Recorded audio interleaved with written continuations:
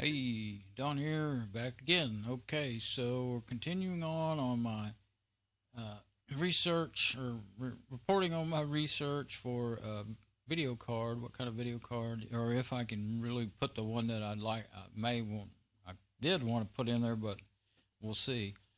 Uh, eight gig video card in my HP server that I got about 10 months ago, and I still haven't got it all set up because I hadn't got the video card yet, because I don't want to just run a hypervisor on it and have to connect to it from other machines. I want a powerful desktop. I want to turn it into a super powerful desktop. 64 gig of RAM, two 6-core processors. That's 12 core hardware cores and 24 with hyper-threading, as opposed to this quad core with 4 gig of RAM. It'll be a monster. So and it's really not that loud. It's going to put out more heat than this quad core. But the power supply, there's two of them, but they're redundant. Only one runs at a time. So 460 watt power supply. That's a pretty efficient machine. People always saying servers are inefficient. That's a pretty doggone efficient machine that can run on 460 watt power supply. As compared to the machine I'm built and going to rebuild for my mom. It's got an 8-core processor, 650 watt power supply, which is, just I've been going on about the power supplies and what I believe you need and everything, and what I've learned from experience in the last 22 years with these things. The 650 watt will give you enough, I'll just say headroom, an old audio term, to not burn the thing up in 6 months to a year, or 2 years or something, overworking it, for this 8-core with 8 gig of RAM. And I've had 450 watts burn up for, I've had 350 watts, 400 watts, 450 watt power supplies burn up. Wear out, quit working. Some were bad caps. Some just gave up the ghost after 2 to 4 years of not for. It just depends on the power. How well it's made and stuff too. But you definitely, what I'm trying to say, mumbling around here, you don't want to push them. Definitely not your consumer power supplies for desktop machines. Now, these server power supplies, they're rated at 460 watts. They can run constant 460 watts. That's what their specs in the manual says. I just closed it. But so let me go back to the. Let me check my audio first before I do that. I got a good stream. Yeah, okay. So yeah, I've already checked that before. I've got my wireless set up on too if I want to use it, but I'm not going to use it unless I, go back over there to the server to mess around or whatever. But I'm going to go back to the desktop. That's where I left off. I had to stop and take a break. And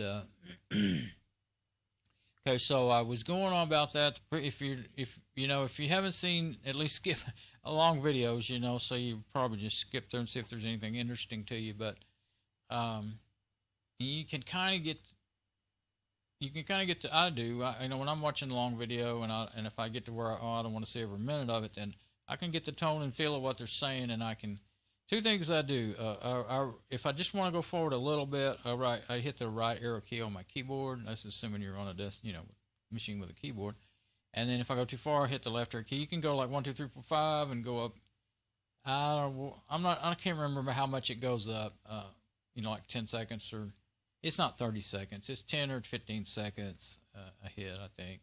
Anyway, that helps me a lot. And if I really can tell I want to go on a few minutes, and of course it depends on how long the video is, where to click on the timeline, but you can click on the timeline in the video to go forward. That's a easy way to hit the spot you want to hit.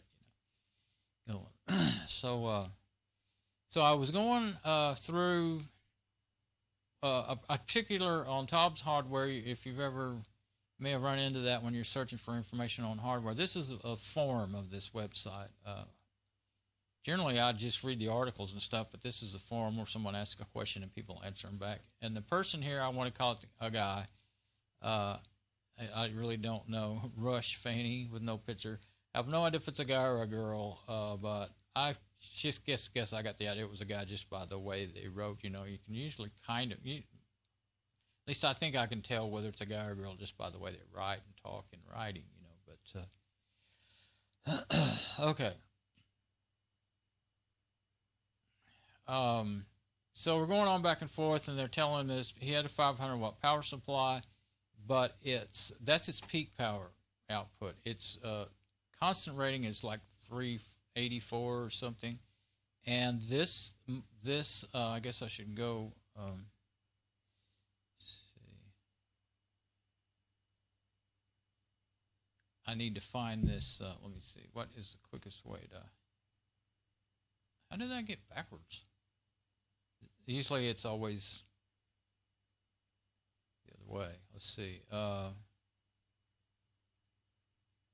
There it is. Okay, open a new tab.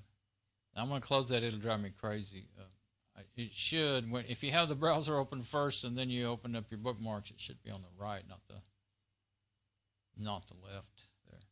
So this is the one we're talking about. It's the XFX Radeon RX 570, 8 gigabyte GDDR5 memory, so on and so forth, and it has where's the picture of it? Okay, it has 3 3 video ports, display ports, 1 HDMI and 1 DVI-D, and my monitor has VGAs and DVI-Ds, but I can use a VGA HDMI cable with an adapter that I have. I've done that. So I wanted to see not only, well, first I wanted to see, and I figured it out, and I've already given that away. This thing can handle it. It can handle up to 150 watts total with the power cable. And I haven't quite figured out. See, there's 2 PCI risers you can put in it on that motherboard. I've only got one, and I don't need but one. But I'm thinking of other things I might need to put in it. Well, for one thing, I know I'm going to put a sound card in it because, you know, the server doesn't come with a sound card. If I'm going to turn it into basically a super powerful desktop, need a video card, and it is made to use video cards on them. They built these this way, and but I have some pretty darn old audio cards. I have an old Sound Blaster, I think, one or maybe 2. They're really old, but if they sound good, I'm not going to just buy another one. I'll try the ones I have, and if they sound good. But what I'll need is a good input, good line level input. I don't use, I want a mic input, but I don't use it much. I almost always use the line level input. I go from my microphone to my mixer to my effects to the computer on the line level input. So anyway, I can either I'd have to buy a longer cable if I'm going to put. Well, right now I believe I'm going to push. Been keeping the server under my bed, and it will. If I have longer cables, I can just hook it up and leave it down there. That'll help, muffle some of the noise. I didn't do that on purpose, but there's the connectors. And then I need that first, and then I do have 2 USB sound cards, but they're not great. I mean, I paid $2 for them, but you can't get them that cheap anymore. But I saw them for $2. I got one. It worked pretty good. I bought it for this on my Dell laptop that I'm monitoring my stream with. I blew out the audio output. I blew out the circuits on it. Come to find out, that's the fuse. They put a circuit in there that will blow out so that it won't blow out the motherboard. And all I did was the audio quit, and so I thought, oh, my connection. I was out in the garage with it, listening to music while I was working, and I thought, and naturally, I mean, ever since I was a kid, you didn't have to worry about blowing things out, and if your audio connection got loose, you kicked it or whatever, you just unplug it, plug it back in. And usually that fixed it because that is what happened. Well, I did it to that thing, and I heard a pop and smelt the magic smoke. I was like, crap. And I looked into taking it apart and fixing it, putting the new components in. And this laptop's hard to get apart and get down that far into it. And I took another one apart, put it back together. Didn't make me want to do it again. It had a broken USB, and I restarted it, and I think I got it right, but it doesn't have any shorts where it shouldn't. It has one ground and no shorts on the pins, but it was already acting up before then anyway, and I think the motherboard's either going bad or the memory has gone bad in it. It won't.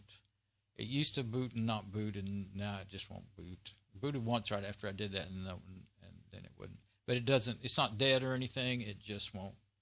I don't remember. It's been years since I messed with it. But anyway, this was a really old Dell laptop. It's a common problem with Dell laptops. This is the one I'm talking about. This is 6000. Inspiron 6000, I think, and the other one is even older than that. Anyway, I had a friend. Right after I did that, I remembered my friend's laptop. He had one probably a little older than this one. Yeah, quite a bit older. Maybe his was probably 10 years older, but that's how long that they were building them that way. I don't know if they still do that or not. I mean, you save. I was so mad because they didn't put a fuse or really a resettable, breaker, resettable fuse in there.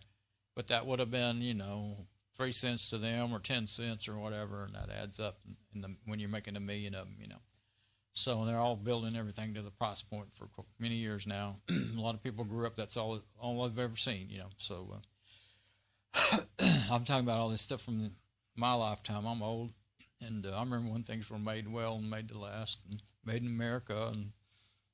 And yeah, now it's kind of people laugh now when you say made in America because things that are made in America aren't any good anymore either. Because one thing, they're not really made in America because we don't manufacture anything. They're assembled in America. A lot of products used to say that back in the early 90s. They went from saying made in America to assembled in America. And now they say boxed in America, packaged in America. So anyway, back to the video card. The more I looked at video cards, this is the best one for the buck. $139 for 8 gig. There is a 4 gig on I found on Amazon. I mean, you can look wherever you want, but Amazon, and you can find them on Newegg, but I don't really like Newegg too much. Their return policies, you got to really watch out. They may not take stuff back, and stuff. Anyway, it's $99 right now. The 4 gig one of the 4 gigs. There's a couple of different models.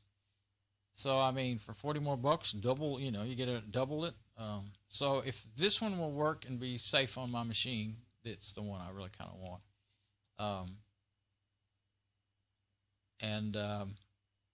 It does have some automatic power management that seems unique, at least according to their advertisement. That's all I got to go on with that. And the fans, the fans, and the fans don't run all the time. They only run when they need to, and the server they may not really need to run very often at all. But I think it even not just the fans, but I think the power consumption. I'd have to look at that again and see if that really applies to the power consumption. Of course, if you're a gamer, that would be bad. You don't want it being throttled or anything. They didn't use the word throttling or anything, but I guess they don't. I think only, I was checking my audio, only consumers would use that anyway, not the manufacturers. That doesn't sound good, But actually, anyway, let's just go on. If you're borderline with your power supply, well, I don't think it does do that from the things that I've been reading, now that I think about it. If you were borderline with your power supply, maybe it would just not try to run full throttle and keep from overwhelming your power supply. But I don't think it does that because I just realized everything I read about it. Anyway, and there is an MSI that's the same specs, same processor and everything. But it's usually about $10 to $20 more. And they have about they're pretty much hand in hand on the reviews and the failure rates and stuff. So I've been going on this post on Tom's Hardware, and the person asking the questions is Rush Fanny here, and so they're telling him, okay, he has a power supply, 500 watt power supply, but they tell him, okay, your 500 watt power supply is not really, he cannot run 500, you know, that's saying, and they're telling you, I didn't show that, but that page I just closed, it tells you on there, you have to have a minimum 500 watt power. Well, it just says you need a 500 watt power supply, but if I go to the manufacturer's website, it says minimum 500, better to have a 550 watt power supply and up, you know, but it says, better, you know, be best, we suggest a 550 watt. They don't tell you how much wattage this thing uses for sure. They don't tell you at all how much wattage. It just says this is the power supply you need. Well, I've been going on and on about why that's not good enough information at all, and why this person, I'm kind of using this forum posts I found to explain why that doesn't help people, you know. And so most, you know, I learned over the years about mostly I learned it from buying CPUs or maybe just transplanting one out of one board to another. You know, if you got a 90 watt CPU, you need 90 watts on that rail that powers the CPU. You need more than that for constant. I mean, you know, for constant 90 watt output. And for the GPU, you know, the video card, you're going to need constant, not peak, but constant. And so this one is like 384 or 384, I think it is. Somewhere it's in this post over and over. I'm down to the part where he's saying, okay, what should I get? You know, and I'm talking about what to get. I'm going to lose my place. 384 watt. And they're explaining to him about how they were, you know, it says it on the sticker. On most of them, there's going to be a sticker. There it is right there. It says it on there. The constant is 384 watts. That's all it can handle. So that's not anywhere near 500 watts. So they've finally explained that enough times to now it's turned to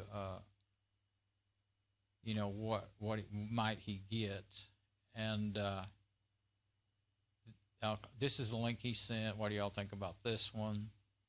Well, he sent another one. Okay, so he sent a 650 watt, which I thought that's where I was going, and they said we don't think that's a good brand, and so then he jumps up to this 900 watt, but then they said, well,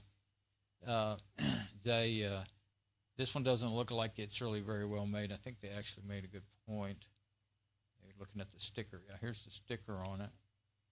I think this is the one we'll see.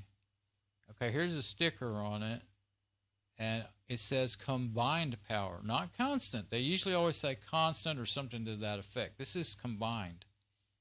797, I think it is. And then total power 900 watts. Okay, combined power is total power. That's what your total power is, the combined of all the rails. There's usually 3 rails. I think some of them have 4. Some of the smaller ones might have 2 rails. And then if you look at them, you can see the actual physical rails. And they're aluminum rails with vents in them, you know. Well, you can see let's see, well, that might just be the coolers. But anyway, you can see where all the connections are, and the electronic parts are. I can't name them all. I'm not an electronics engineer, but I get the idea of what I'm looking at. So anyway, they say this thing is not a very good one. And I would agree, because there's something fishy there about that, the way they're writing the ratings on there. And the whole point is, they didn't come out and say it, but I'll say it. They out and out, some companies out and out lie about what their products are. Sometimes they do tricky things like this, which is what we're kind of used to in the world, but it's got to where they don't even bother to do tricks. They just flat out lie, you know. So, because, you know, they're off in other countries. They know nobody from other, you know, they're in this country. They know nobody's coming there to sue them that can't afford it, you know. So they don't care.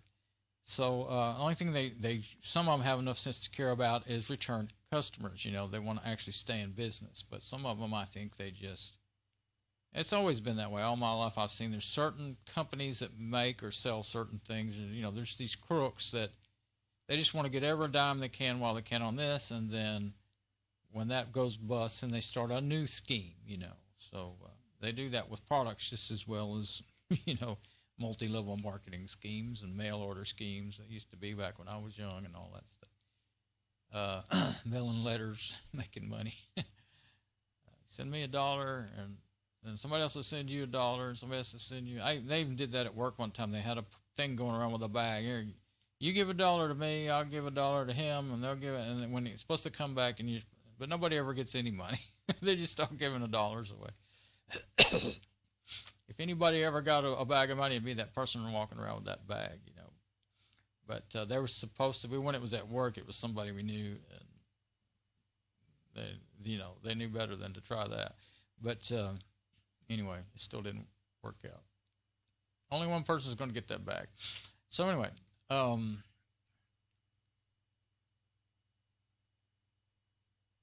okay, now the last thing, so he asked about, what about this one? It does look good, and except for if you see, this person didn't know about how to read the specs or the power rails or anything. They're explaining this to him.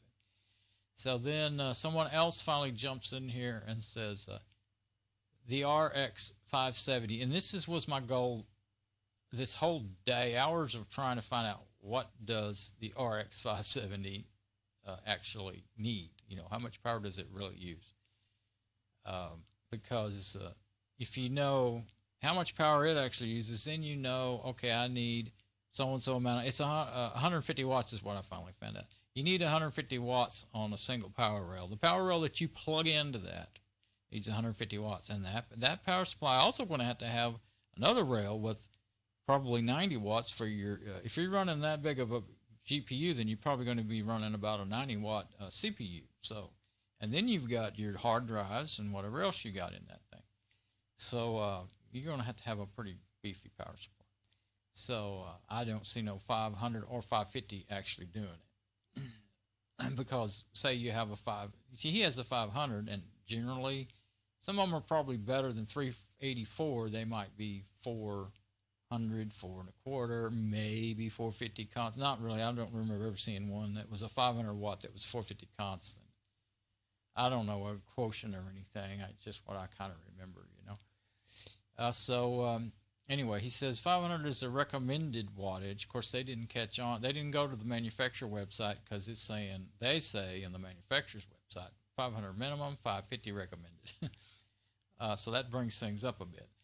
But anyway, the principle is definitely why I was like, dang, people, you're not really telling him everything, you know. It doesn't need 500. It doesn't need 500 watts by itself. I knew that, but I don't think no one else explained it until you get way on down here in the post. You see how far it is from the top. And he says those recommended wattages is to encompass pretty much any reasonable system.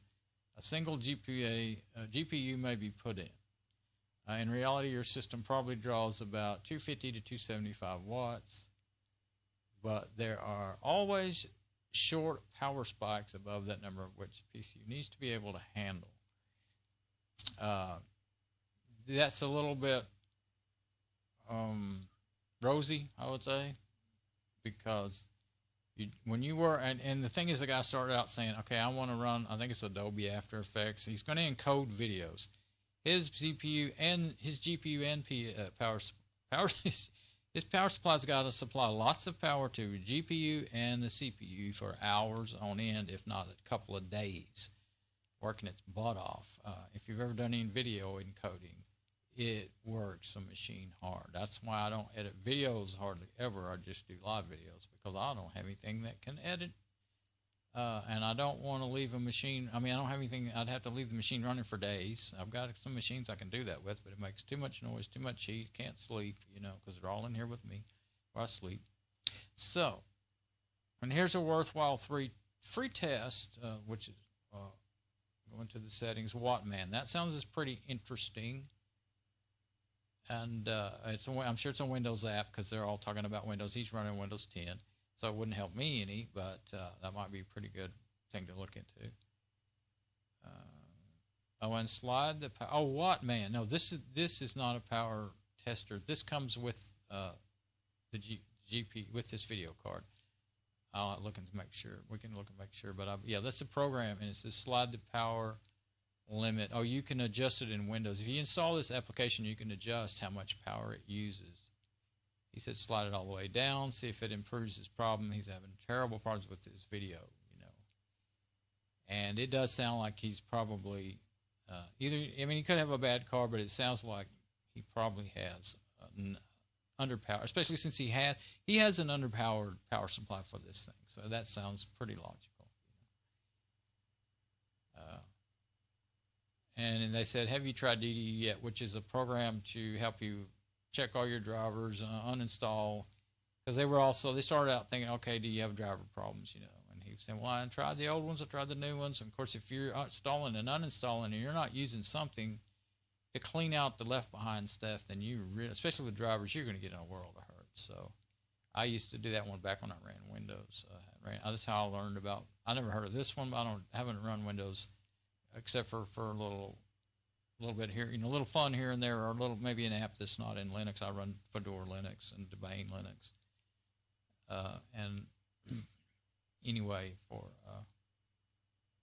since 2005, so 2005. And this person didn't read the whole post because he said, have you even tried a different GPU driver version? Yes, he has, over and over. And check to make sure the power cable in your is fully latched. Well, you know, you should always check that. And the guy said, yes, it's plugged in, you know.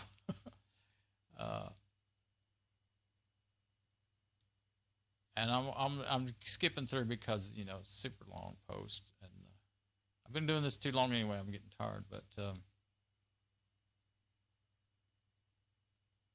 anyway, he says, okay, I'll check into that with the Wattman.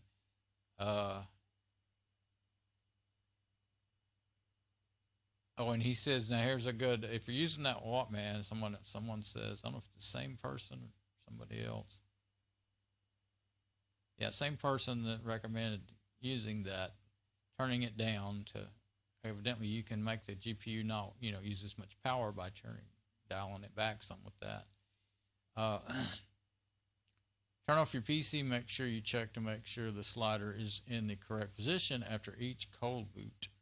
I've had issues with some driver versions, none lately, where the Wattman settings don't apply correctly on cold boot. But restarting fixes the issue. And I guess I never have really heard people say cold boot, but I guess it just means you turn it off, you know, for hours or overnight or whatever. Then when you turn it back on, it shut it down overnight for several hours or whatever. Evidently, it needs to be off long enough to cool down if you're going to call it cold boot, right? So anyway, the point being, I can gather, is that the program doesn't always save its settings, which is a typical problem with Windows, period. It'll adjust its own audio, it'll adjust video inputs and outputs, mess up your Skype or whatever you set up. If you do, you know, videos, a lot of videos and stuff, it will drive you nuts, trying to set your audio settings for you and just screwing everything up when you've had it perfect the last time. I completely forget about the audio settings in my Fedora Linux system because with ALSA and Pulse Audio, I have what I need to set everything, but also it just stays where I left it, and so that's not a wild card and it's a good thing because I'm using a SM58 mic, a mixer, effects unit going into the analog line input for my audio unless I switch over to my wireless mic going through a phone through the Wi-Fi to the computer. It's not a wireless mic, it's a lapel mic plugged into a phone going over the Wi-Fi. That makes it wireless. So which is really cool because I can run this thing for 5 hours easy without running the phone battery down. And there's no wireless mic on the market, I don't care what you pay, that'll run that long, that I've ever seen. Usually the most you get's an hour, maybe an hour and a half. So, and a lot of the cheap ones are like 30 minutes. So, and then he says, same person, he says, I asked him how to get there. And he says, AMD settings, gaming settings, global settings, Wattman tab. AMD. Oh, I guess that, yeah. AMD is the type of processor in this GPU. And then,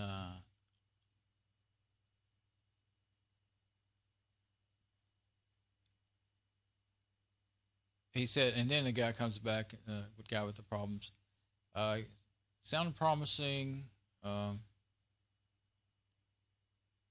He was uninstalling with the DDU, but sadly it didn't change anything.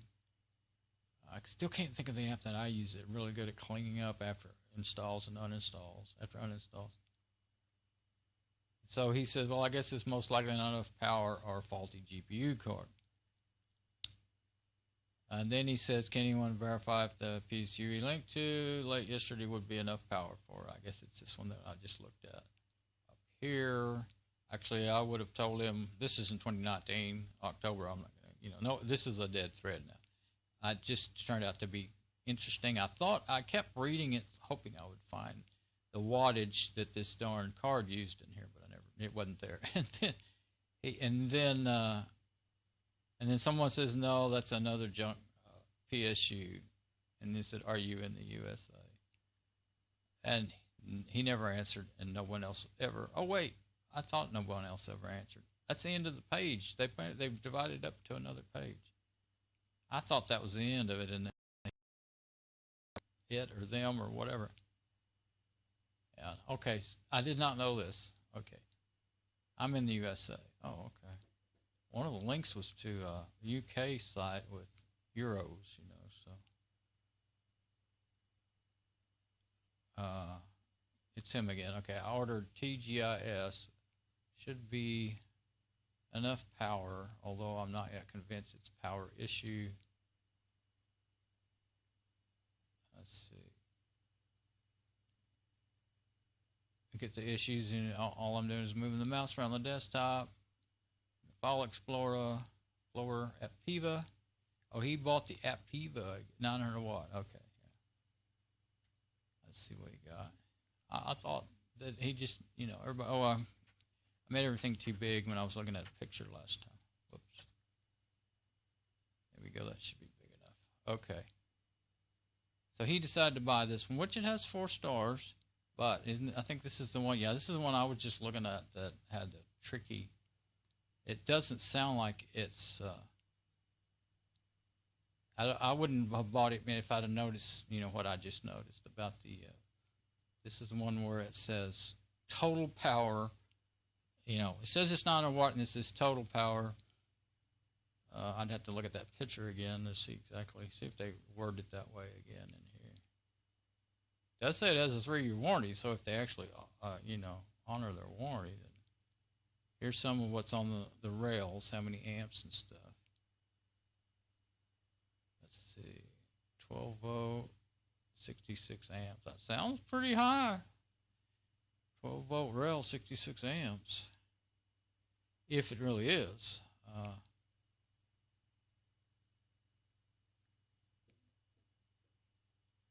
Let's go down here and see. Now, that's the next thing I do is go and see how many are 5 stars, how many are 1 star. Yeah, and there's a high ratage of 1-star reviews on this. So then I go to the pictures to see if there's pictures of them being burned up. Oh, here's where you can read the combined power, 792. Should be constant power rating on that, not combined power. And total power, 900 watts. So that's why I don't trust it. And see, somebody gave it 2 stars. Worst he's ever had.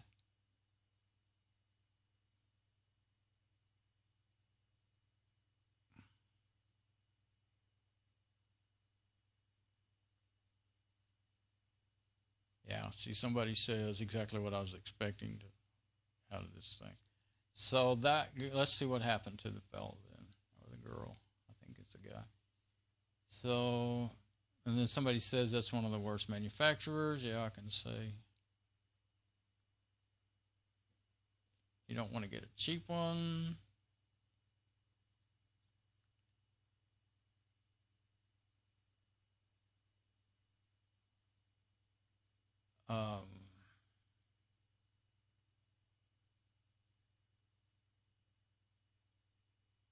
Yeah, that's true. Don't. Now, if you have 9 terabyte of data, you don't want it PSU to end up destroying it. It could, it happens. Any ones I had go out, they usually just started acting crazy. They didn't just fail; they just started acting crazy, and making the computer do crazy things. And a lot of times it would fail on drive writes and stuff like that. Makes you think your hard drive's going bad or something, but it didn't kill anything else. But they can. I've seen pictures of them where they just blew up and shorted out and ruined the whole motherboard and everything.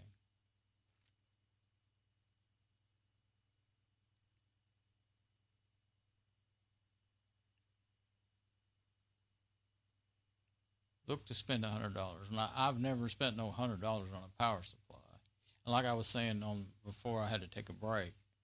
I've always done well. I look at the specs, but I also really look at the reviews, and that's where I think this guy's making a mistake. He's not giving the reviews any. He says he doesn't pay a lot of attention to the reviews. He mostly looks at the specs. Well, the specs are generally if the reviews don't, people don't say, okay, yeah, this thing is what they say it is, and they're lying. You know, even if you don't know enough about what the specs should be, you can tell by the reviews whether or not the product's decent or not. If it has 64 reviews and they're all 5 stars or something, fishy there. That's what's I've been seeing lately is things like that, or maybe 20 reviews or something. And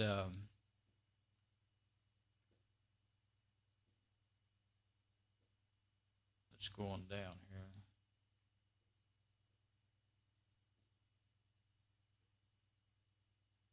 Oh, I think this is him again. Yeah, he says, and I don't blame him. He says, I've been told my PCs are trash. Everything he puts up, they say is trash, and they are. He's looking at bargain ones, you know.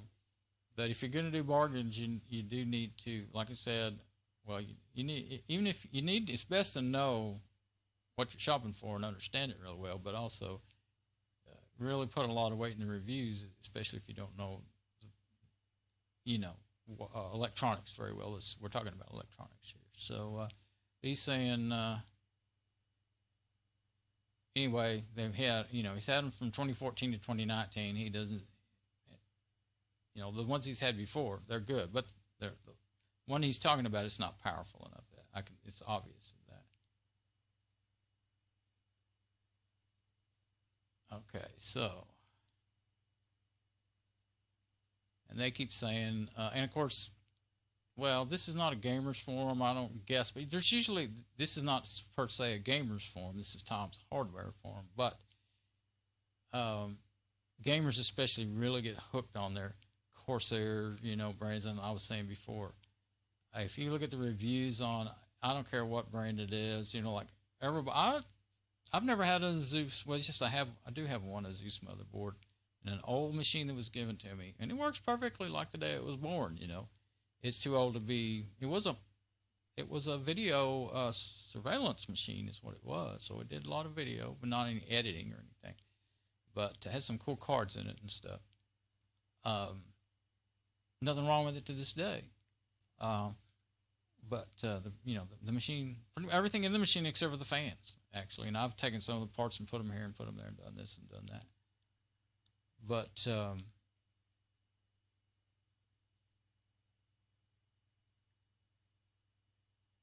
yeah, and so he's saying, oh, I'm not saying get the most expensive, but the reviews, if you go look at the reviews on every popular product, they're going to have their ups and downs, and sometimes they'll come out with something new, especially, and it may be really bad at first, and maybe they'll fix it. You can't just go by brand names, is my point. And a lot of times you will pay, you know, another half to even twice the price for something that is absolutely no better than something. If you can find something with good specs and good reviews, then save as much money as you can. I've always done it, and it's always worked for me.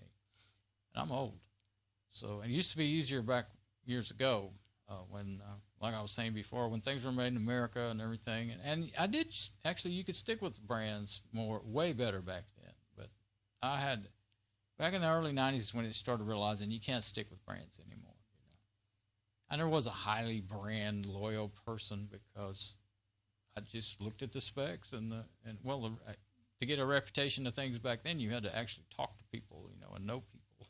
There was no online to do it, but now you can do it online. Okay. Crosshair 450, CX450 after $30 would get you recommendation. Yeah, CX450, is that a 450 watt? Let's see. Corsair is the only one they keep mentioning here. 450 watts. That is not going to do it. They said minimum 500 watt.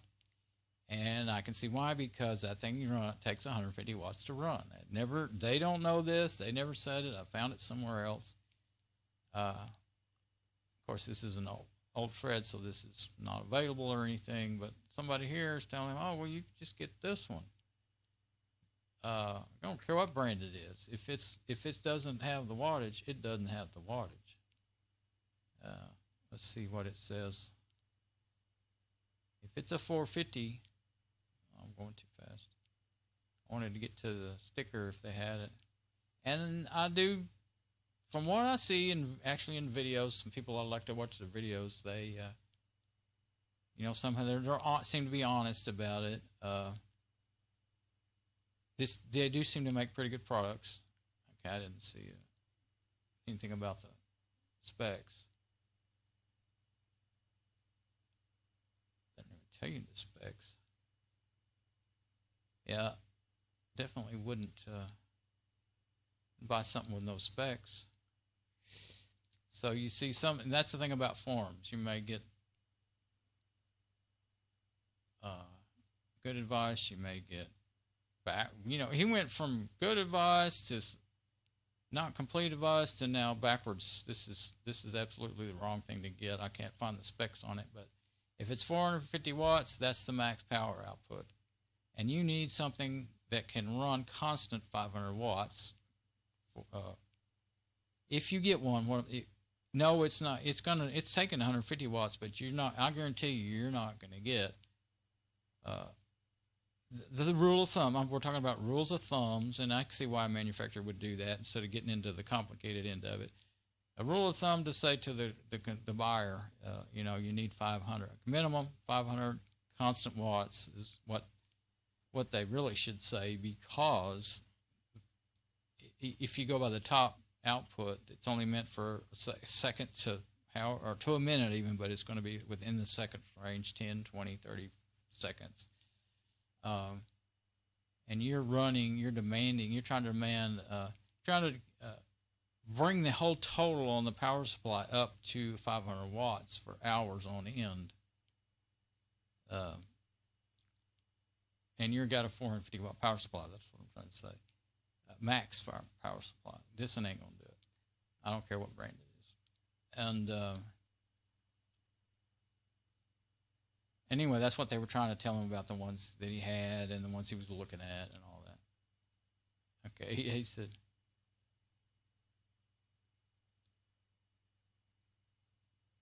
yeah, now they're all just going on about, basically they're not saying it, but buy a brand name, buy the one we like, They've stopped. Of course, it's different. I'm not paying attention to who's talking to him, but they're not really trying to help him like they were at the beginning. Now they're kind of just going on and preaching.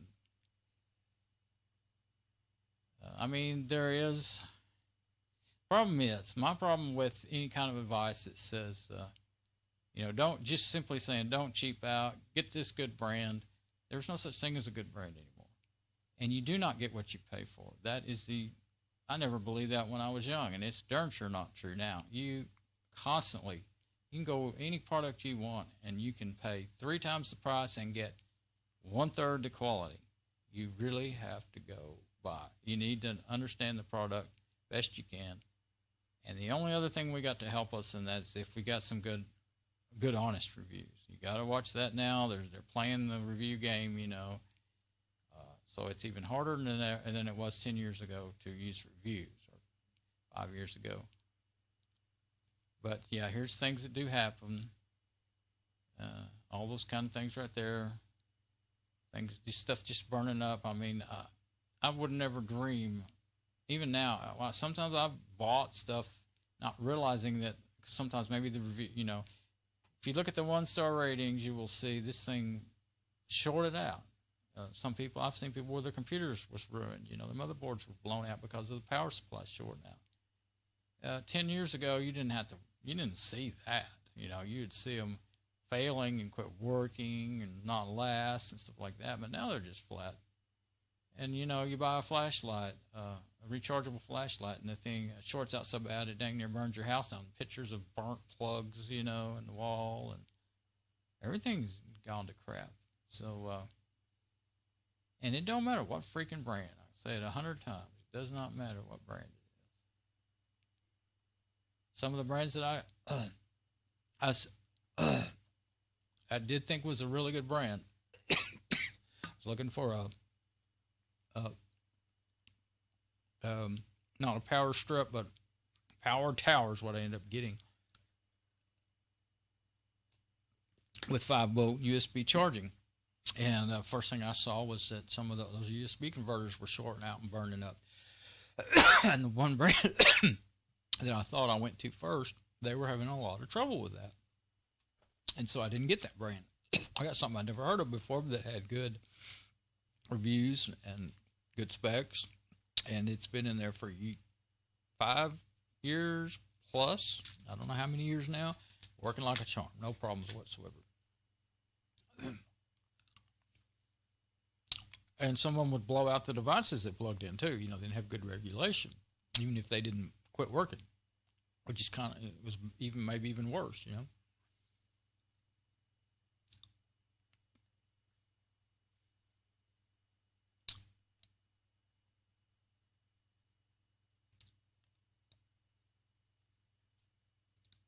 Yeah.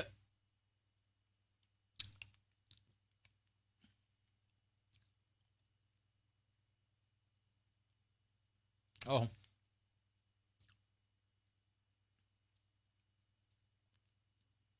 I'll tell you one thing. He says now at this point he's saying 500 watts required for the GPU under more intensive graphical processing. Well, he still hasn't got it. Of course, nobody explained it to him. Nobody ever said one word about how much wattage that thing actually uses. The kind of one guy threw a horseshoe at it, but he didn't get close to the rod there.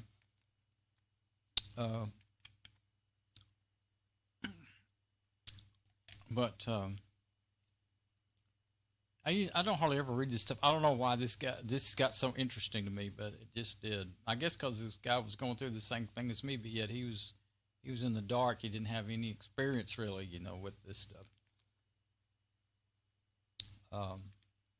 Anyway, that's what you would think, but I've learned that that's not, you know, that 500 watts is required for more intensive graphical processing tasks, you know, and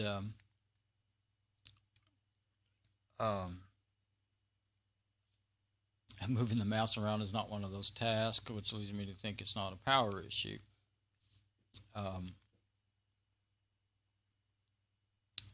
But what he's describing with his mouse could also be malware. But he did say at the very beginning, I believe he said he scanned his computer and everything. Of course, if all he did was scan it from within Windows, that really don't mean much of nothing. You need to, if you have any inclination you have malware on your Windows system, or any system, you need to use a rescue CD. They call them rescue CDs but they still do sometimes. Any rescue system, CD, USB, whatever. A rescue boot system. Boot it up. You're not in Windows. You're running off. Usually it's going to be a Linux. Some of them actually run on some sort of Windows or something, or DOS or something. Even. But boot it up, your machine up to a rescue system, and use. You know, there's all kinds of good ones. Avast has one, and they're usually always free. There are some that they're partially functionality, and then you got to pay to get super duper. You know, so I don't use those. But let's see, I can't even think. Can't think of all the names. Kaspersky, I always used to call it because I didn't realize the name was actually a name. Kaspersky. That's one of the best ones. VBA Rescue, those are two of my favorites. And but the last time I cleaned the system up completely, a Windows 7 system, took 10 scans with 10 different scanners. You don't want to use the same one over and over, you get the same results. But that's the only way to be 99% sure that it's clean, or 95% sure that it's clean. The only way to really clean them up is to reformat them. Rewrite the MBR if you have MBR on your hard drive. You know, now they don't all have that. The Windows systems, they have it. can't even remember what they call it, but it's a little different now. But rewrite everything. And things, I mean, you'd have to, you'd have a big learning curve if you don't know how to do that stuff. So and you're not going to get, if you take that thing down to Staples or somewhere, I don't know what they charge now. 10 years ago, it was $100 for one scan. So, but he scanned it. It sounded like he did it once with what, I don't know. But, you know, the malware, the Trojans, everything, it can hide. Every day they're coming out with something new that can hide in another way. So, but if he's running that big old graphics card on that 385 watts is what that thing's putting out, then he's got a power problem and he just won't face it. So he did say he was going to order that bigger one. If he got that bigger one and it still didn't work, even though it's not a great quality, it's still a big step up from what he had. So anyway, so someone says, well, the other one guy, he's been, I noticed that name there comes up a lot. He says, well, then send it back. He said, that's what I did. We'll see what happens. Okay, so then somebody else says, I think that PSU will be fine, has good reviews. I guess the last one that he showed 3, I think, overall this time. It's not, you've listed a frightening Congo line of a garbage tier, what? Power supply.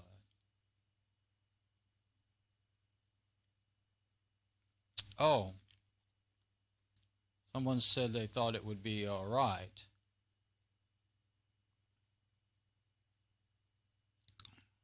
And someone else says, no, these are horrible, blah, blah, blah.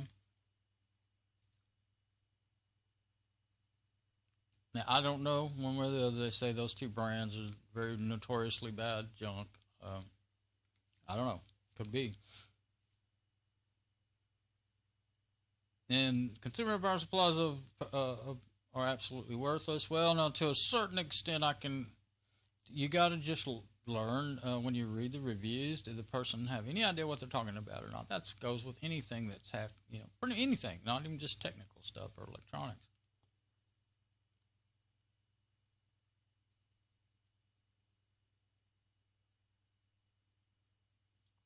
There's one thing you can do. Well, I know, like for hard drives, when I was looking to buy my backup drives, I found a website where these people bought hundreds. Well, let's just say hundreds. I don't know if it's in the thousands. They were a company that ran. So what did they run? Servers. But they were testing not just. They weren't just testing server. They tested server hard drives. You know, Seagate, Maxter, all the big brands. And they tested consumer drives too. They might have. Anyway, I don't remember how they did, but they tested them, ran them for good. You know, they ran a year-long test and made this wonderful article, and it helped me figure out what to risk, because you don't want to risk your data. I mean, to figure out what price point I would get at, and it turned out in the end it did not matter if you buy a Seagate. If you're a server, that's a whole different thing. But in a enterprise environment, but for a home user trying to back up their data, I did not see anything in those reports or in reviews that you see bad reviews sometimes on hard drives because they don't understand them. Like when you buy, I was decided to buy USB backup drives, and they're all formatted NTFS, the ones I bought. And the ones that those years, they've had them a couple of years now. And the biggest problem with NTFS is if the power goes out, it will break it. But you can fix it. It'll tell you how to fix it in the paper, in the manual or whatever that comes with it, instructions, whatever. I already knew how to do this. I just hadn't had to mess with it in years because I've been running EXT2, 3, and 4, and LVMs and stuff in Linux. And they fix, if it gets broken, it fixes it automatically when you boot up. Almost every time I've lost some system one time, and all since 2005. Did I ever lose another drive? I don't think I ever lost. Well, maybe I've had some hard drives that went bad, but they were bad when they were given to me with old machines and stuff. But anyway, NTFS just breaks at it's power losses, or if you, in my case, I had it plugged into a power strip because I didn't want power to them because I didn't want lightning to kill them. You know, it is likely because my power strips are, you know, lightning rated and all that stuff, protection, and I when we got hit by lightning one time, everything on my power strips was okay, and everything that wasn't on good power strips was not. So they do work, but anyway, and we have 2 wires. And this is an older house, and they did not do the ground wire. We don't have a 3-wire. We have 2-wire electrical system too. So they still work even though you're not grounded properly. Okay, so anyway, I ended up with Seagate, a 5 terabyte and an 8 terabyte Seagate, and USB drives. And sometimes I would, you know, I'd shut down the computer and I would plan on waiting until it shut down before I flipped the power switches off. And sometimes I would forget and do it too soon. And that did give me trouble once or twice, I knew for sure. But other times it was weather and stuff. I shut, you know, power going out while I'm running the computers. But finally I decided I plugged it into a constant power source that doesn't get switched off. And what I figured is that the cache would get filled up and they wouldn't. Well, after 2 weeks to 2 weeks to a month, they do get slow. But I'd leave them on a constant power source, and I haven't had that NTFS get broken since then. So they do seem to go. I mean, obviously they're not completely off because they wake up when you start up the computer. But well, I don't think they're just asleep like a Windows computer. I think they do shut down, and there's some electronics in there. I've never tried to go look up all the electronics. There's some electronics in there, like probably you know, when it senses power. When it senses power on the USB, it boots it up, because they have a little operating system in them. They boot up and shut down and all that. I mean, it's not well, it's got a little web server in it where you can well, no, I take that back. There is a service you can get to where you can back up. Now that's got a little web server in it where you can send your files back and forth, but I didn't use that, so because this is only free for a certain amount of time. With one of them.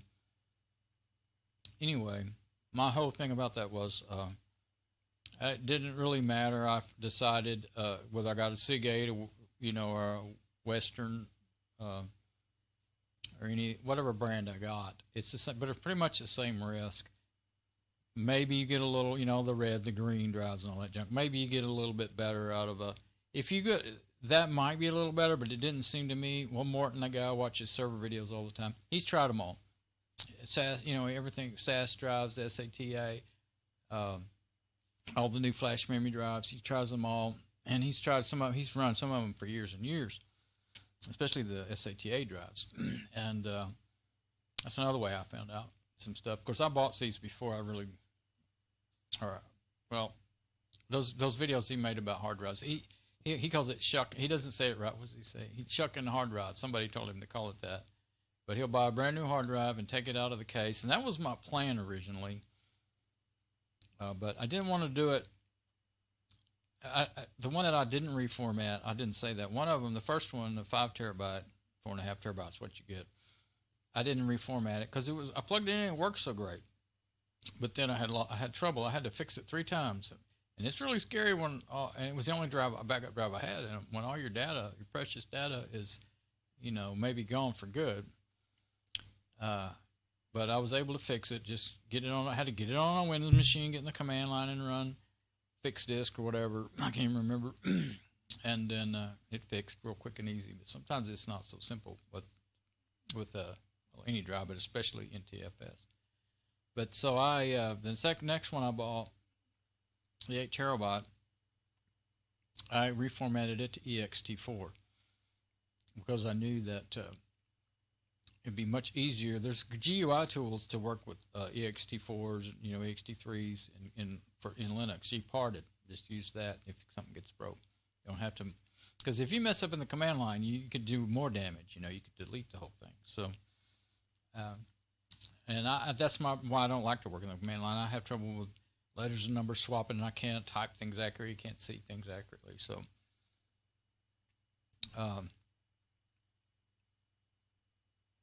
I've been had good luck with them. You know, I haven't actually lost any data off either one, and I have them set up as redundant backups.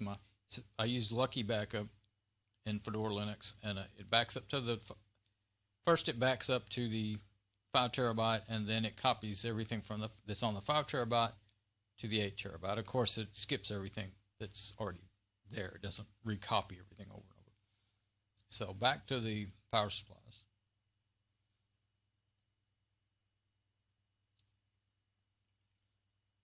Yeah, everybody know. When people say absolute statements, you know, it's just kind of makes me laugh, kind of pisses me off because and nobody knows these things that they think they know. You know, be honest with yourself if nobody else. You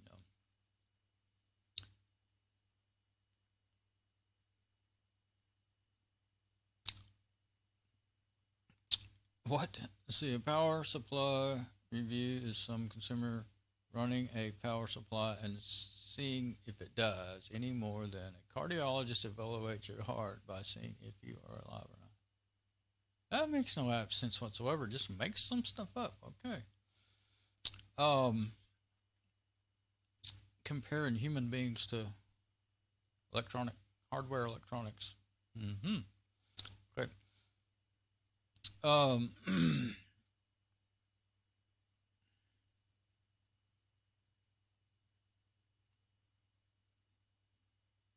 Well, I don't want to read any more of that. What's going on? Okay, but I will say one more thing. If these are such poor power supplies, why? Explain. See that people like that, they never actually make a real point. They don't say they're bad because of why. You know, have you had one? Do you know somebody that's had one? Have you done any research? How many fail? You know, or at least say like what I was saying a while ago. Okay, those specs look suspect to me. They don't make. They sound like a lie. You know, something. Hmm. Okay, so somebody's that's the first one that's been kind of a not very productive, we'll say, in their comments, and they go on and on. This other thing is, they get into big arguments on these things pretty often, and I don't like reading all that. More about reviews. Okay, let's see. But yes, indeed, you do have to sift out the reviews. You've got to, like, for a while, I thought, dang, these hard drives, they're failing so much, and then it hit me. I don't know if it hit me after I bought mine or later, but I think it really hit me when the NTFS got broken. I thought, you know what? I hadn't thought. Yeah, I think it's the first time it got broken. I was like, oh, an average consumer, buying a USB hard drive has no idea how to run fixed disk, and I can't remember the names of the programs. One's for Windows 98, the other one you use an XP. But anyway, and on forward, they have no idea how to do that or how to look up. Nobody told them to do that. They don't know how to look it up. So when mine broke, I thought, okay, what are those commands? I couldn't remember them. So then I got online and found the commands and did it. I used to do that all the time back in 98 and XP days, had to.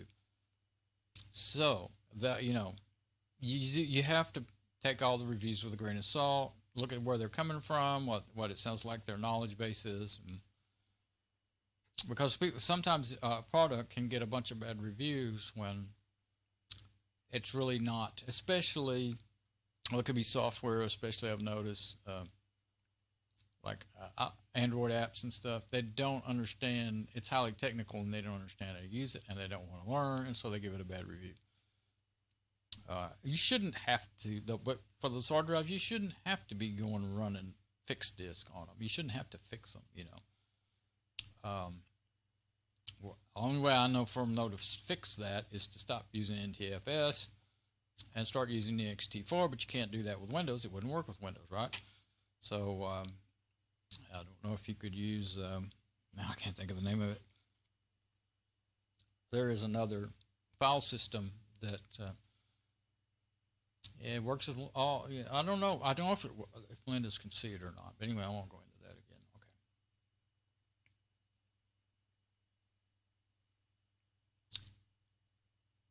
Okay. Oh, okay. Now here's something that might.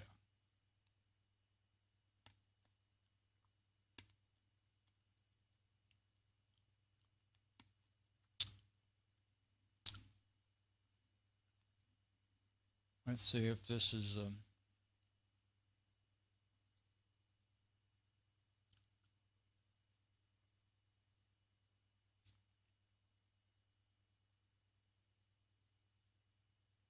Okay, this is not a chart or anything. I was expecting a chart.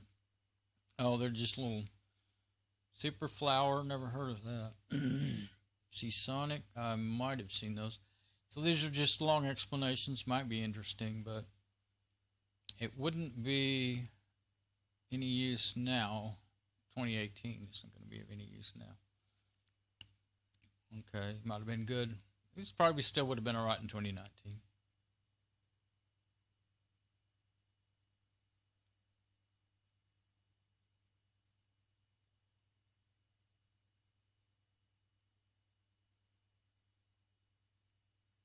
Somebody's going to talk technical now.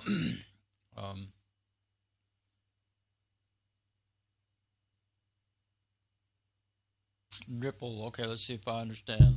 I'm not, like I said, I'm not an electronics engineer, but I believe that would be what you would call dirty electricity. The voltage fluctuates, it goes up and down. That's all I'm going to say about that. Okay, because I don't really know. And like I said, I don't know enough to go into it.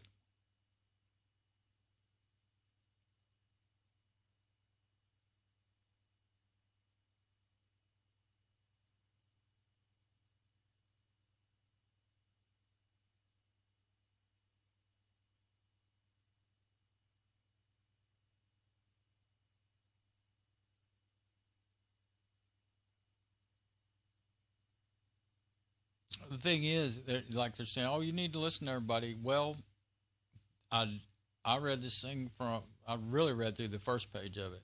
Nobody was telling him any brands. I slowly caught on that they were only going to accept, some of them were only going to accept what the brands they thought were good, but they didn't. It didn't give him any suggestions, and he was asking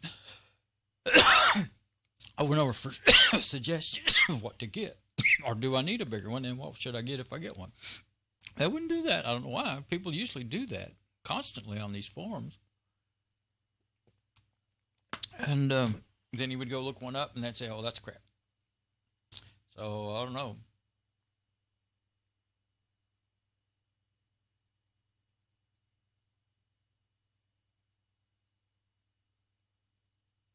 I never really. I think I've seen Sonic, but I thought it was a weird off-brand. Didn't know it was that somebody considers it a good brand. Um,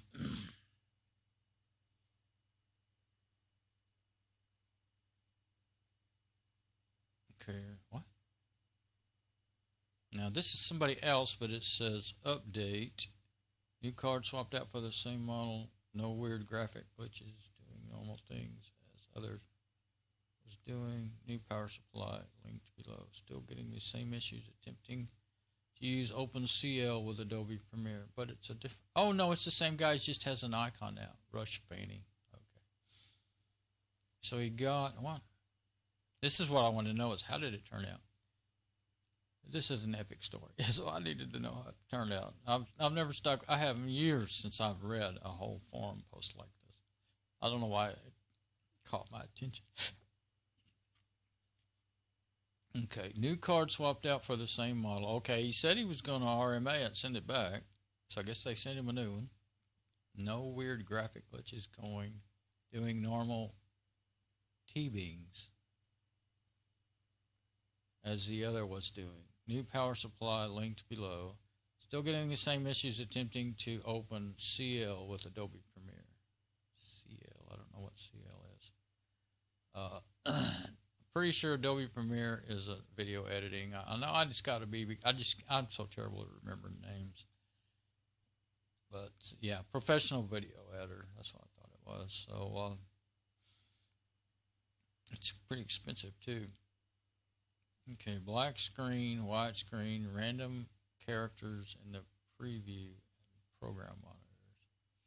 You know, a couple of times when I did try to use GPU rendering, those kind of things happen, and it was common. I was using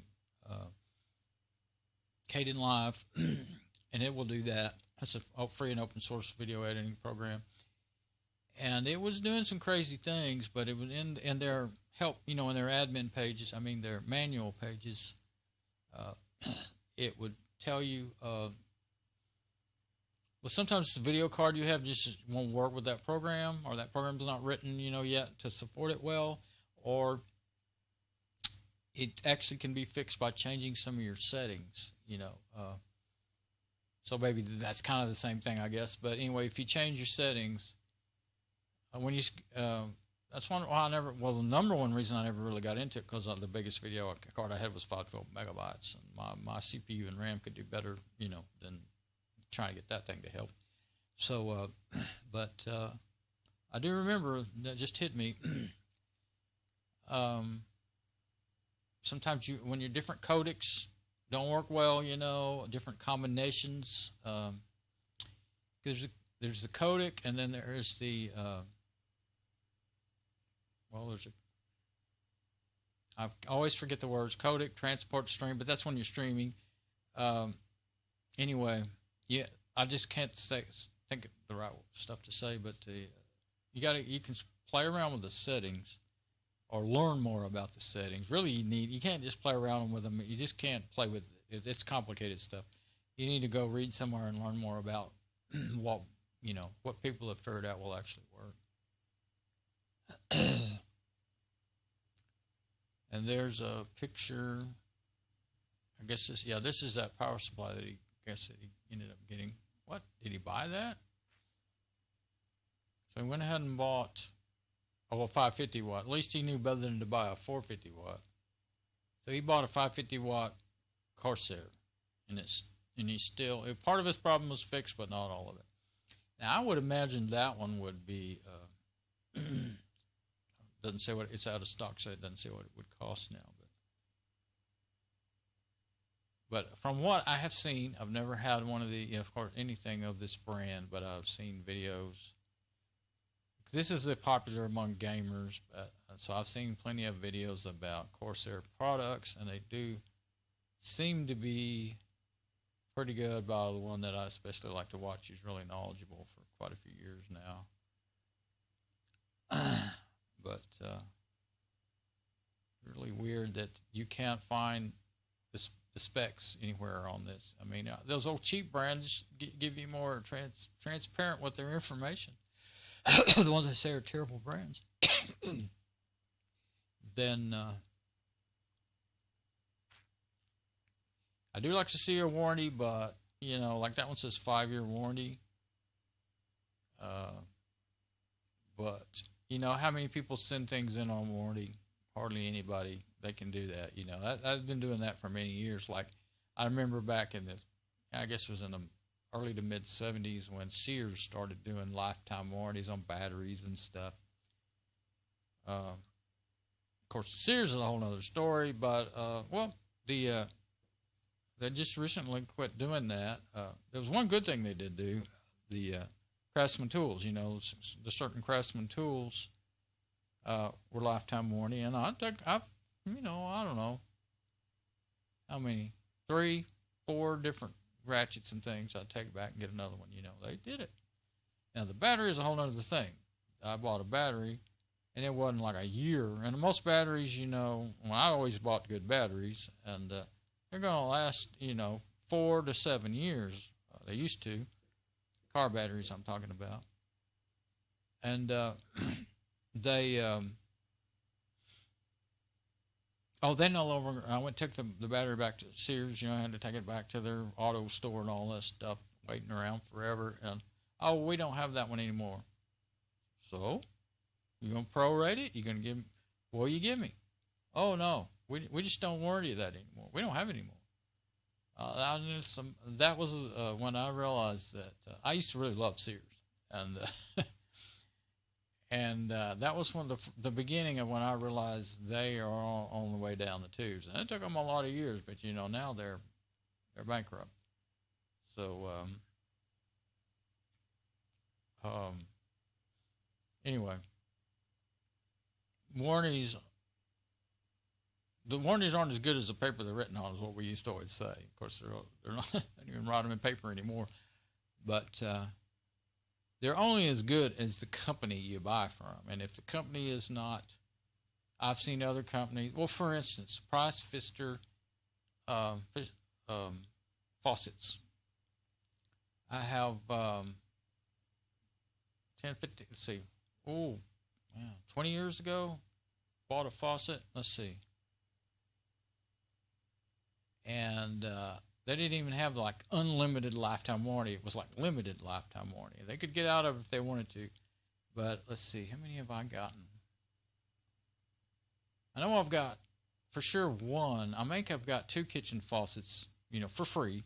You have to pay the shipping, and it's not cheap, but it's not the price of a faucet or anything. It's not a rip-off like that. But they do charge more than they need to on shipping, like, $8, $10, $15, depending on what it is.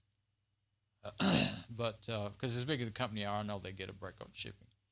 But in a bathroom also a bathroom faucet that I got one on, and I bought one from Home Depot that just was the worst piece of crap I ever seen. It just started disintegrating, and the water it had something in it that made the water stink so bad you couldn't stand to wash your face with it. And so I could have took it back and got a new one for free, but I didn't want another it was a Home Depot brand. I didn't want another one of those ever. So I went and bought a Price Pfister or something. There's another brand that'll do that too. But there are some companies that even now they're not made in, they used to be, but they're not made in America anymore, but they're still standing behind their product. So it just depends on the company. Sears was definitely, there used to be they were kind of back and forth because like the tools they were good on. I'll wait until a few years ago when they, until they quit. I don't know when they quit replacing them. I haven't tried to replace one in 5 or 10 years, but I don't use my tools like I used to. But and I bought these tools. Well, I really started buying Craftsman tools in 2000. Before that, I always bought cheaper tools. Back when I was 18, 20 years old, I used to go to the Army Navy store and buy them by the pound, and they weren't all Chinese tools. They didn't have those back then. I was saying that earlier. I said we didn't trade with China. We did some. It was limited, and I think they charged them the proper taxes, back then, back in the 60s and 70s and before then. But the only Chinese products I remember seeing was when I was a kid in the 60s.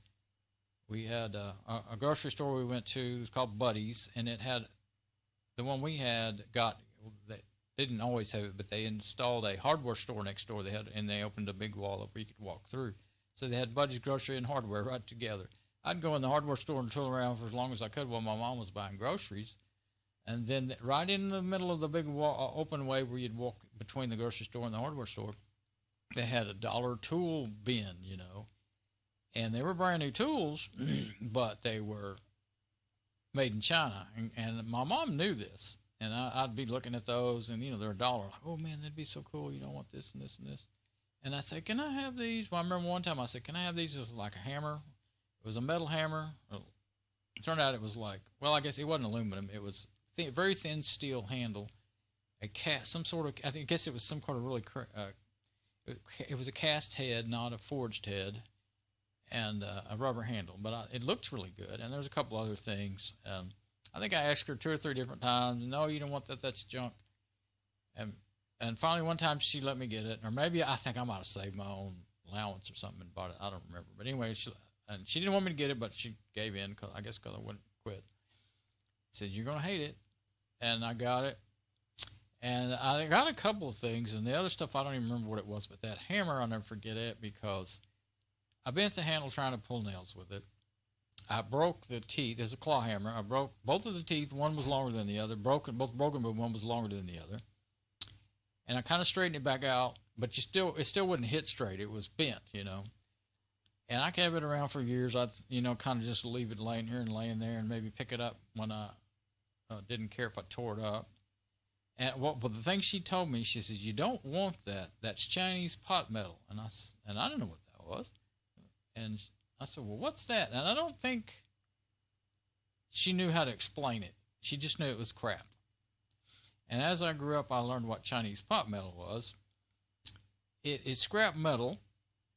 They take scraps, they pour it in a bin, pour it in a pot, and they remelt it, and make stuff out of it.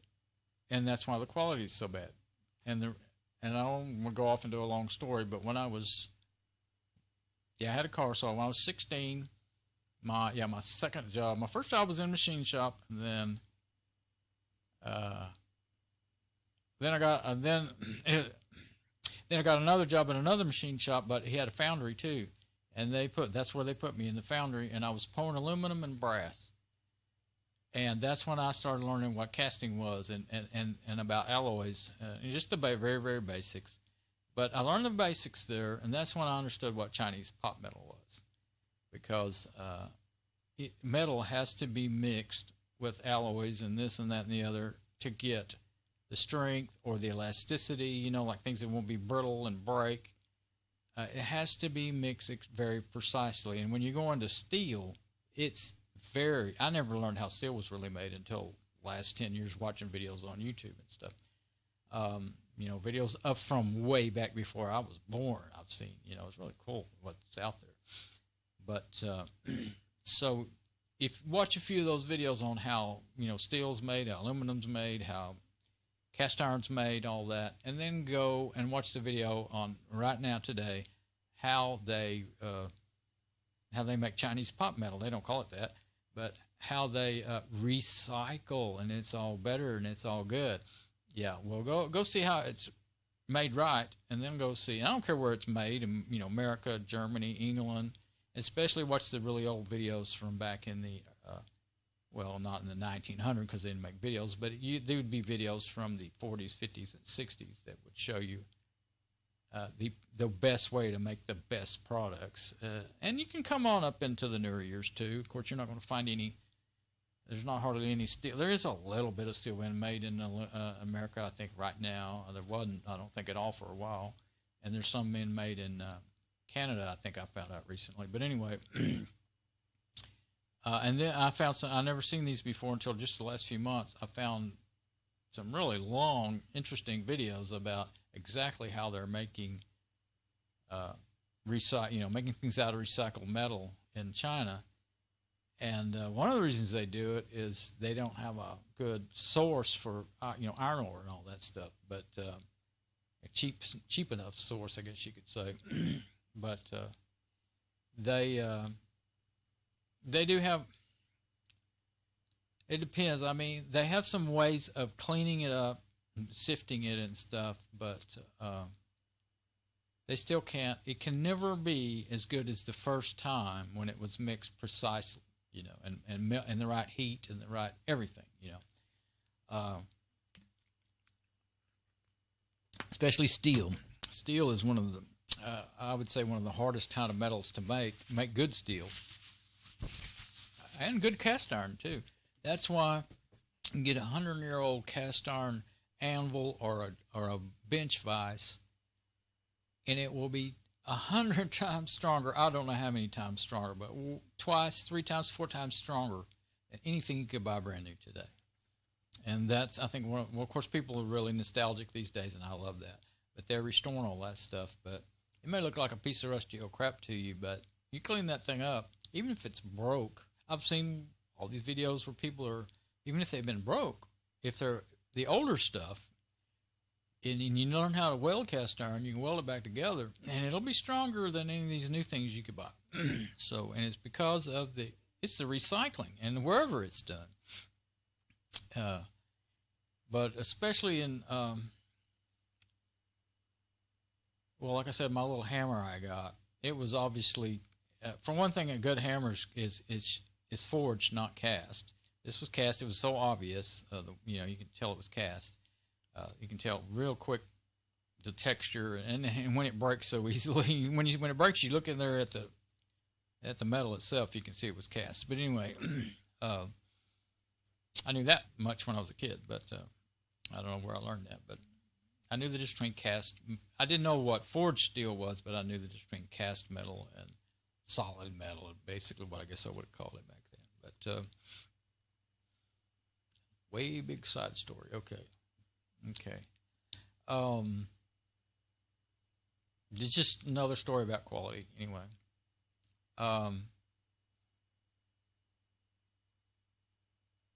So I got that.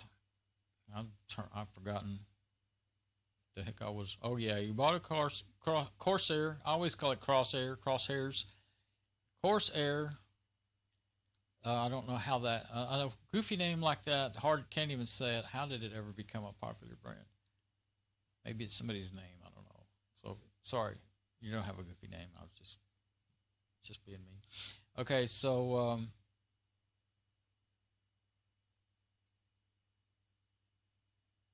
I don't understand. Oh, I always get thrown off by the when they quote. There's no quotation marks. If you want to quote something, use your freaking basic grammar. Put some quotation marks around it. I mean, I know that the forum does this automatically, and it has the bigger red line and so and so said. But if you want to be using a quote, just put some admins. Put quotation marks at the beginning and at the end of that paragraph, and I won't be thrown off. I'd really much appreciate it. Okay, probably would be thrown off still. Yeah, that's much better. Still a mid-range. Yeah, because you didn't buy the right color, I guess. They have the blue, gold, green, black, whatever. More respectable. And this just makes me just laugh because I do want to know one thing.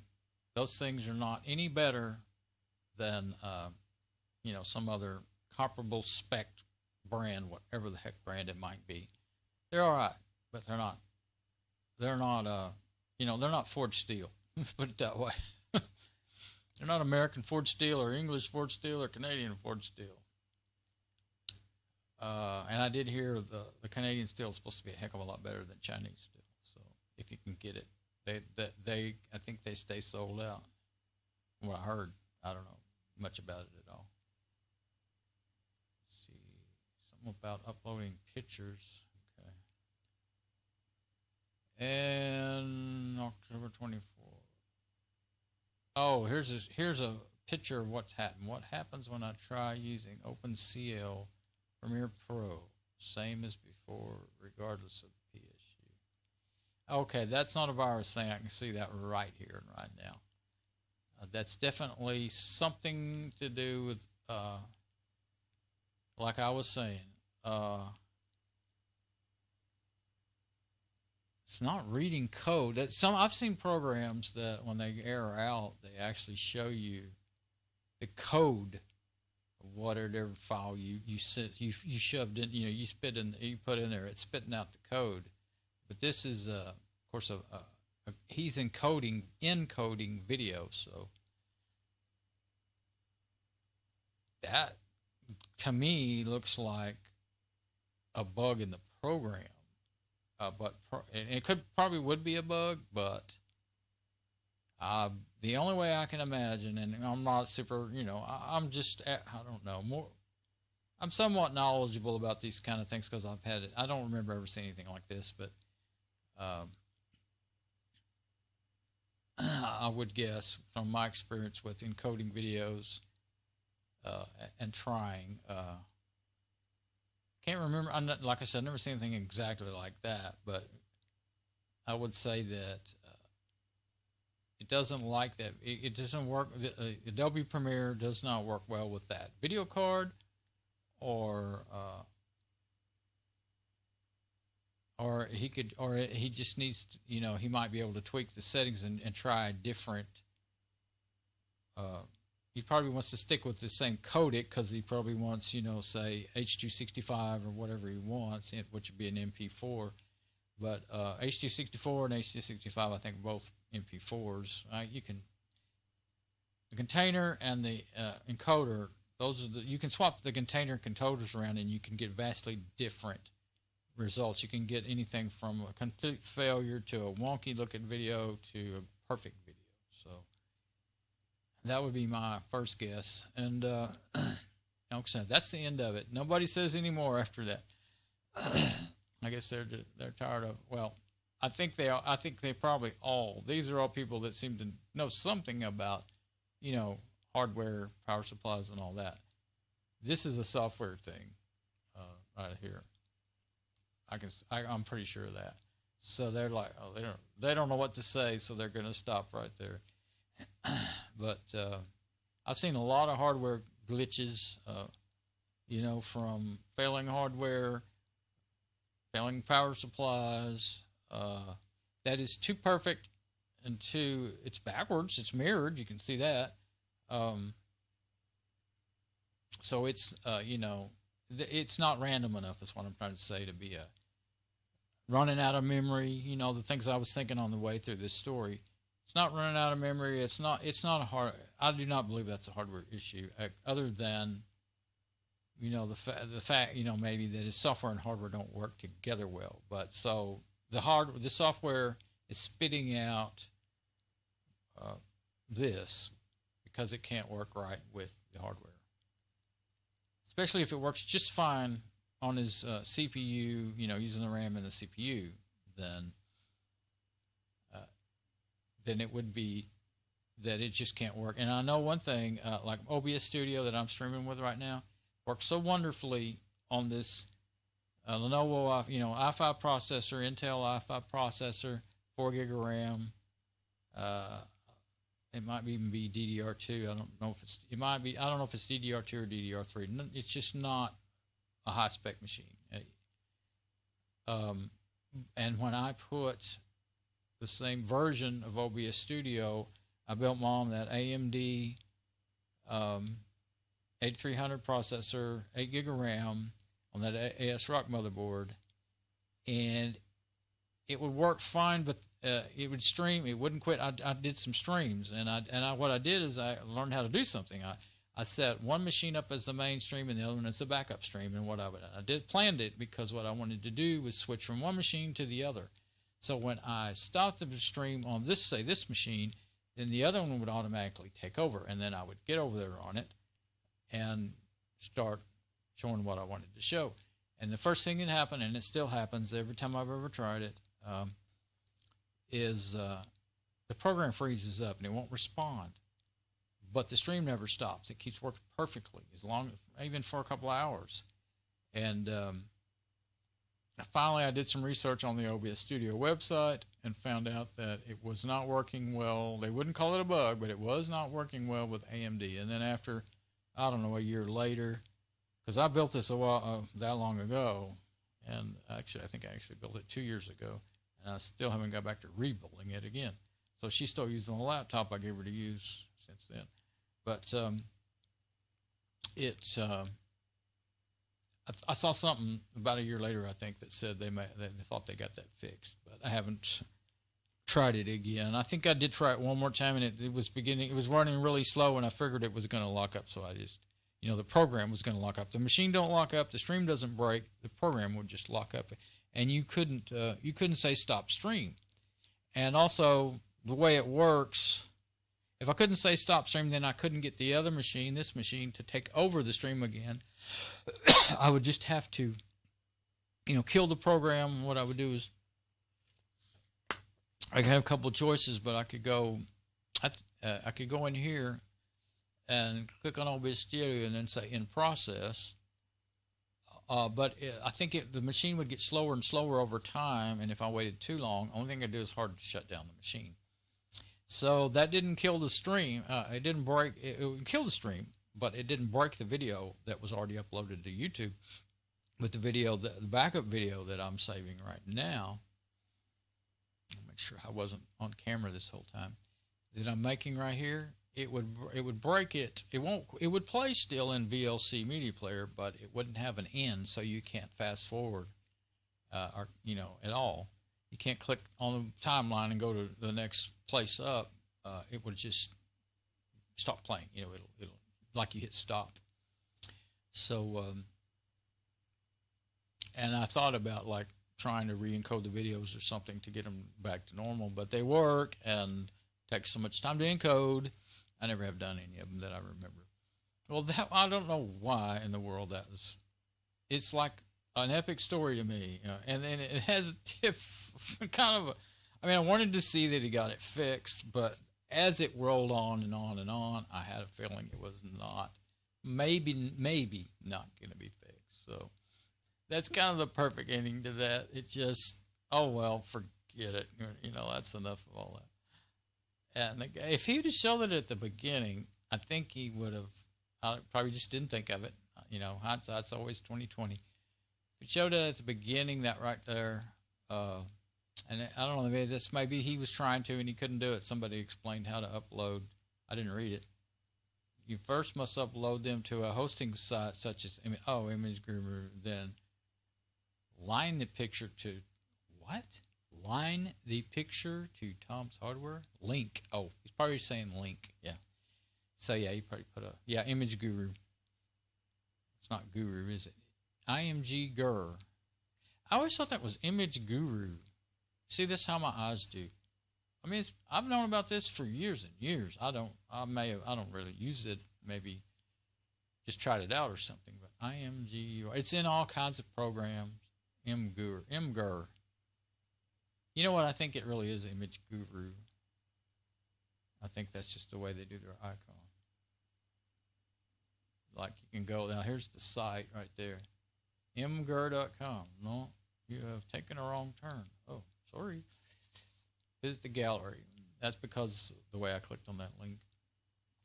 MGUR. Yeah, I'm, known about this forever, but I've never really used it.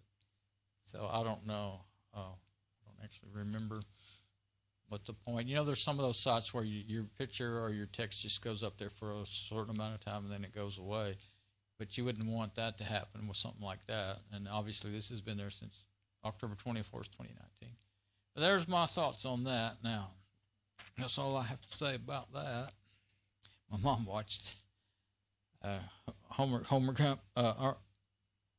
Forrest Gump. Last weekend and weekend before, and I didn't go sit down and watch it, but I heard some of it walking back and forth. It brought back a lot of fun memories. That's one of the few movies I watched twice. I might even watched it 3 times. And I can't believe it's that old of a movie now. But what happens? We all get old. Time keeps going. We're moving faster and faster. Let's see. I wanted to go back to computer video cards. Sometimes I name that folder computer video cards because half the time the word graphics escapes me. But yeah, I used to always call them video cards, but of course I kept learning on the internet that that's improper and they are graphics cards and GPUs, But so if I put computer graphics cards, then I can't find it. I think that's how I originally named it. All right, so I've already reorganized these. If you don't organize them, then the newest ones will be on the bottom. That's just how this Firefox bookmark thing works. That's how mine works. I mean, maybe you can change that, but I never have tried. I need to check my audio again. Let's see. Yeah, still working. Okay. So now I've forgotten. I had one more thing that was on Adobe Premiere. Now I don't have the. My goal was to make this video, pick the one I want to buy and order it, because I think I just have an inkling that maybe these prices might change tonight at midnight. Oh, it's 11:20. Unless I do it right now, I ain't going to do it. But here's the thing. All that to say, I wanted to show the, I hate when that happens. All this crap jumping around in your face. let's see. Yeah, Radeon. Well, you can say X. Yeah, X Radeon. This is how much I want right here. I can't remember exactly how I found it, but I'll leave that one open for now. Where I found it, that's why I'm doing these searches in my deal. Let's see.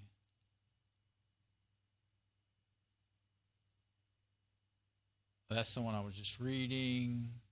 I'm going to click on a couple of them to see. Okay, that's that.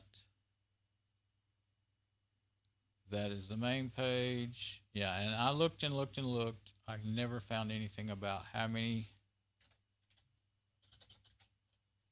other than the PSU, that there's nothing else about how many watts.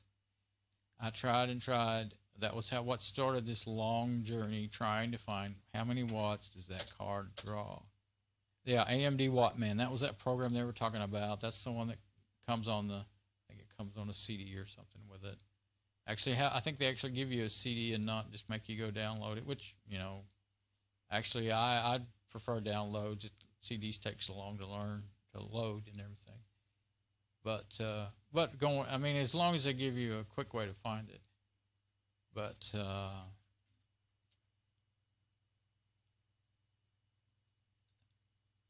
the thing that I found, I guess I keep referring to it, and I don't know where it is now. I know it wasn't CNET, but it was some site like that, and I almost didn't click on it because I figured it'd just be a bunch of fluff, you know, article about it. Let's see if I take the XF thing out. I actually found, and they just quoted it. They didn't tell you where they got it, but they said this is the draw. The amps that it draw, unless it was on this one here. That's just the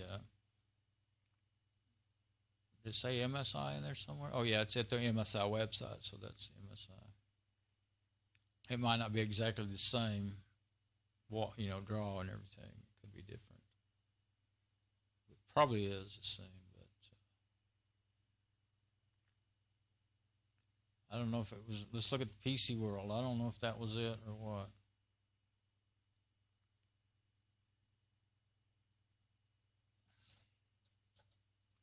There it is.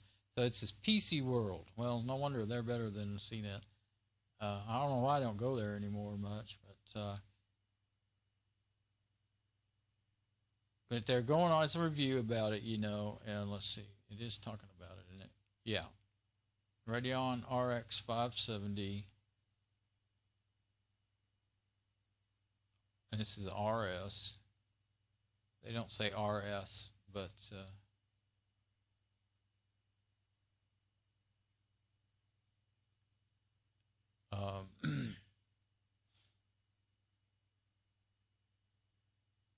so I didn't read the whole thing. I was just skimming through it. I was just searching through it, I think. I mean, I skimmed through it. I do kind of remember skimming through it. But this is where the only place I've seen a reference to what. So, you know, the higher speeds don't come magically. The Radeon RX 570 demands more power despite the optimized manufacturing process with 150 watt TDP. I forgot what that's common. I remember that's really common. I don't remember what that stands for though. Compared to the RX 470's 120 watt. Now, if the 470 is the 4 gig, then that wouldn't be enough less to work to do it. I thought that maybe a 4 gig would be a half of that, 75 watts, and then I might want to go with that, even though it's not half the price of the 8 gig. It's $99, and this one's $3940. So anyway, this is where I got that 150 watts that I've been quoting over and over and over. I wanted to show that because I thought it'd be good to.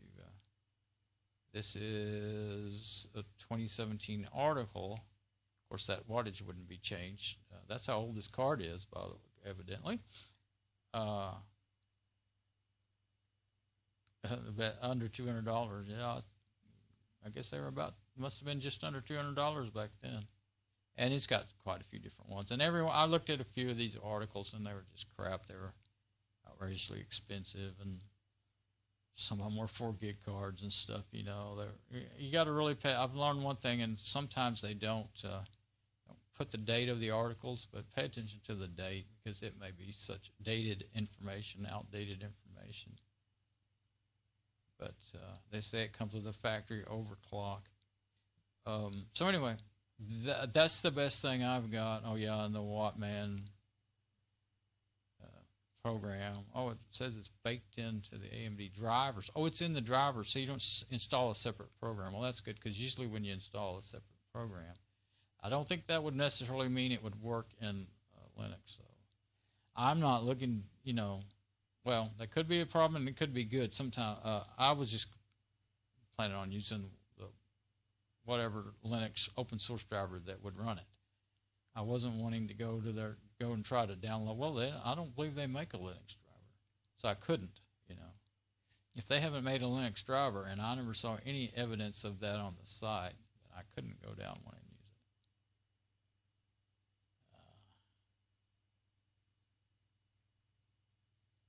it. That says Gigabyte. What? This is the Gigabyte brand?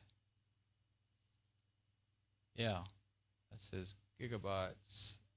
So that's not the XFS. So that's not, you know, 100% sure the same.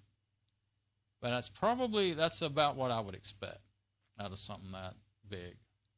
So yeah, but there is no mention anywhere that I could find on there. Let's see if I can find their yeah, I think that's it right there. Yeah, there's not anything I could find on the you know, there's no mention of Linux there, none there. You could go, where's that model number? I think that's what you would need. I didn't go to the driver's download section, though. I didn't. Usually I don't do that, but I don't usually do that till I buy something and if I want that. But I just now realized RX 500. This is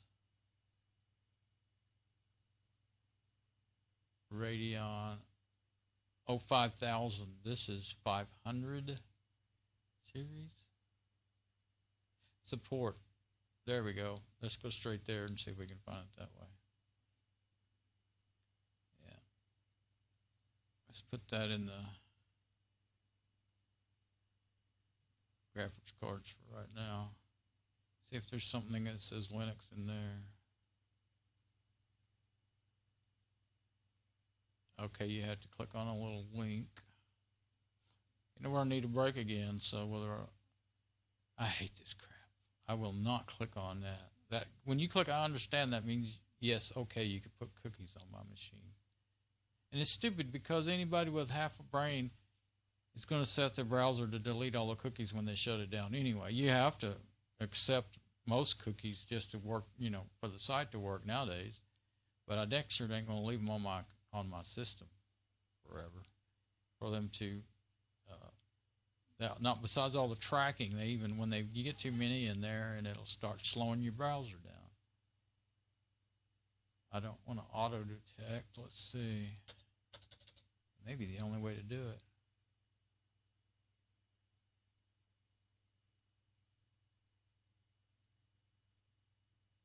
It may not.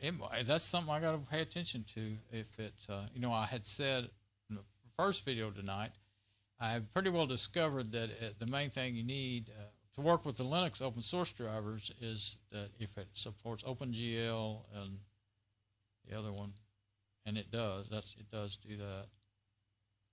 It says that in these specs and stuff. Where's that page? Yeah, this here. OpenCL and OpenGL, I think is the other one, somewhere in there. But anyway, yeah, I definitely don't want to go spending $140 and find out it won't work at all.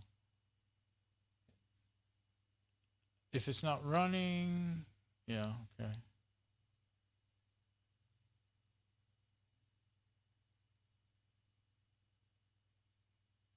Okay, so go down here. Graphics. It's 570 RX.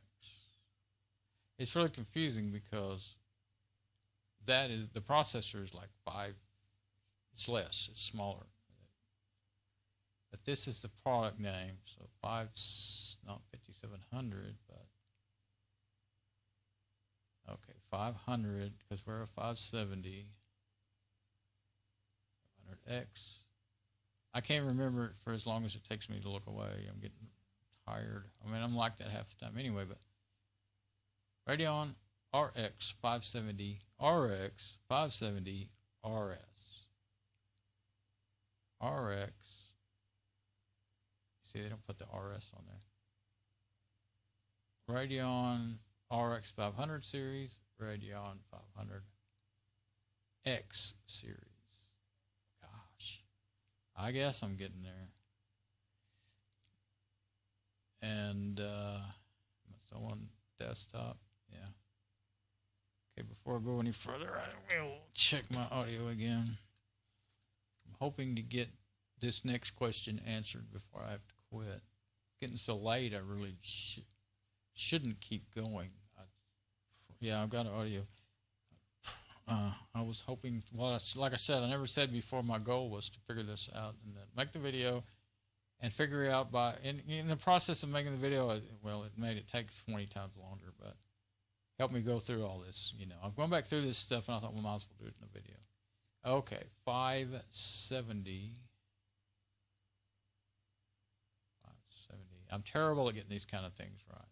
Okay, so I think that's it. Why do you have to go through all that? I mean, why can't you just type in RX 570? Okay, this is harder than typing it in and having your little search engine find it. Okay, AMD Software 7. Okay, it does. Oh, Real, CentOS, Ubuntu. I'm running Fedora, which is made by Red Hat. They make, Real is based on Red Hat. Red Hat Enterprise Linux. Yeah, RHEL, Red Hat Enterprise Linux. Wow, I could have done this. I don't know why it didn't hit me to go straight to the driver's page. I used to always do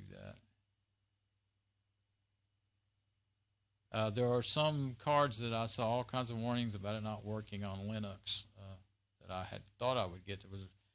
They were only like 2 gigabyte cards for $79, and that was before these came out being cheaper. You know, that's before these came out. Okay, Windows, Real. Now the thing is with Fedora though, it may just work great, and I might not have to do anything. But I do want to know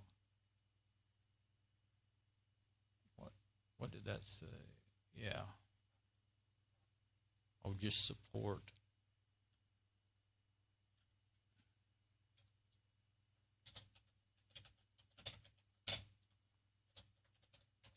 I'm going to say drivers for Linux. Oh, good. Now there's a lot of. I didn't think they had a darn thing. I couldn't find it. I wasn't looking in the right place. I didn't find this section. I looked for. I don't know. That's the way they generally always do it. I just wasn't thinking straight. Go to the support section. Specifications that I've been looking for. This thing, it's really in my way, but like I said, I'm not going to click on it. They're trying to force you to. You can't see the page. That makes me even madder.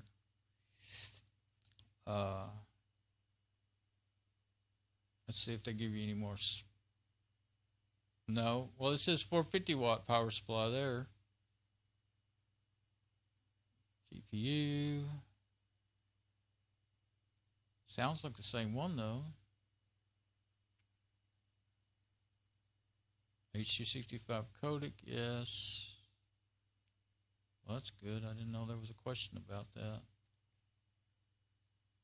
Dual link DVI, VGA, HDMI.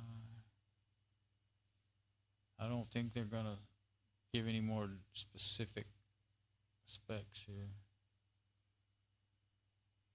Oh, it was in 2017 when it came out. That's fine. I don't care. I don't care if it's way older than that, if it's a good card and it works for me. Okay, so there's nothing. Oh, it does say it supports Linux. Finally. There's the list of the operating system support. I hit the screenshot and it doesn't want to come up.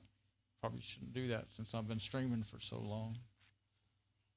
Okay, so Windows 7, Real, CentOS, Ubuntu. It doesn't specifically say, the reason I didn't click on it right away, it doesn't specifically say, you know, Fedora. A lot of times it'll say Red Hat / Fedora, or Real is a server distribution of Red Hat.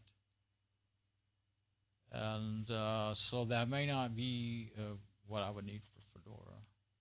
CentOS it's a server distribution. Real is Red Hat Linux. It can be, well, it could be other things besides servers, I guess, if you want it to be. It could be an enterprise desktop. But I'm not going to download anything because I'm just going to have to run and take a break. But now I found this, so that's good. I can go back there if I decide to buy it. If I don't buy it, then I don't need it. So I'm going to close this extra stuff because I'm going to have to quit. And I guess I won't, as much as I wanted to, I don't want to come back and make any more video tonight because I don't know, maybe I'll hurry up and try to buy it because I am really worried that I'll lose that price. I have before. I've seen it go down to that once before, and it was months and months before it went back down again. All right, so say goodbye. Good night, server, and good night. See you later.